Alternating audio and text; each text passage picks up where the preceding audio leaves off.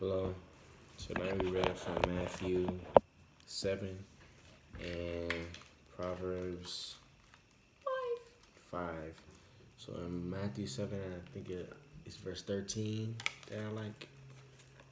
Enter ye in at the strait gate, for wide is the gate, and broad is the way that leadeth to destruction, and many there be which go in thereat. I like that because because it reminds me of a quote, calm seas don't make a strong sailor. So if a lot of times if you, well, not supposed to, if you mostly make decisions that are easier or they're just like the decisions that take the least amount of work, then you're not gonna be helping yourself. So like that includes, I guess for me, like cheating on tests or whatever. Like that's not really gonna help me because not every decision in life I can cheat on and get away with it. So it's not really gonna help out. So basically just a reminder that the easiest path is not always, and it's mostly not the best path to take. That's good. And also, I was looking at that verse and I never noticed this, and this is in the youth version. It says, enter through the narrow gate, because the gate and road that lead to destruction are wide. Got it? Many enter through the wide gate. Yeah, the crowd, the masses, because it's easy. But the narrow gate and the road that lead to life, the strict one, are full of trouble, hardships, discipline, distresses, sacrifices, right? Tribulations. Only a few people, if we were talking about a few good men, a few good women, a few teenagers, a few children, will be able to find the narrow gate. So it's worth that sacrifice. But I never really realized where it says, yeah, it's going to be full of trouble.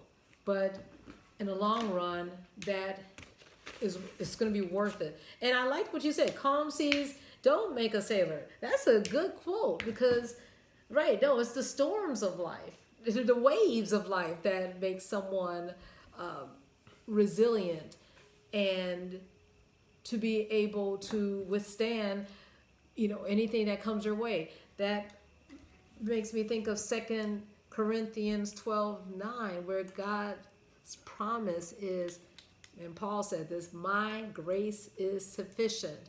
Because even though I might, have difficulties and persecutions, God bless you, and mistreatments and weaknesses, when I am weak, that's when I am strong.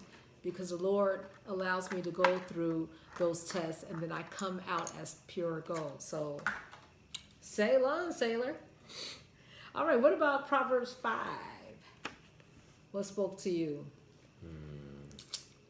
Well, I'll start because I read this actually yesterday after my run, and I was at the park because I still had time because I flipped things, and we just don't want this regret, and have not obeyed the voice of my teachers. Now, curiously, and it's interesting, Jesus was not ever named a big title, right? He was rabbi. Rabbi means teacher, right? So we don't want to come to the end of our life and say, oh man, I haven't obeyed the voice of our master teacher, nor inclined our ear to them that instructed me. And we know that the Lord's promise is in Psalms 32:8. He will instruct us and teach us in the way which we shall go. So we don't want to ignore. We want to go the path that He leads us, and we will find success,